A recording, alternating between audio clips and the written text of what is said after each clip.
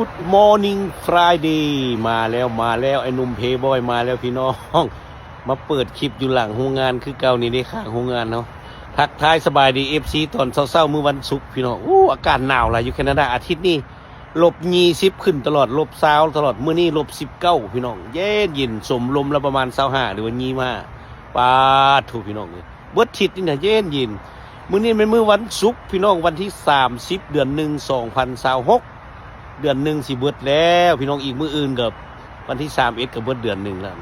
ทักทายสบายดี FC ทั้งสปปลาวสปปซะว่าบ่ออกเลยมันหนาวสปปลาวเด้อพี่น้อง FC ทั้งไทยแลนด์ FC ทั้งต่างประเทศนำเบิดทุกประเทศเนาะที่เพิ่นเบิ่งไอ้หนุ่มเพย์บอยเฮาอยู่เป็นพิเศษโดยเฉพาะกับ FC อยู่ทางประเทศแคนาดาบนไอ้หนุ่มเพย์บอยเฮาอยู่นี่ล่ะพี่น้องอากาศหนาวเลยเนาะเอามาติดตามมึงมื้อนี้ว่าไอ้หนุ่มเพย์บอยเฮาสิมีจักคลิปลงแต่ละมื้อบ่หลุด8คลิปพี่น้อง8 50กดไลค์กดแชร์ให้ได้เด้อได้คลิปละเซน2เซนก็สร้างมันพี่น้องลงหลายคลิปจะได้เงินหลายพูดเห็นว่าไฮเวย์รถแล่นนี่คุณวุ่นโอเคพี่น้องมันหนาวสิเข้าไปทำงานก่อนพบกันใหม่คลิปหน้าโอเคบ๊ายบาย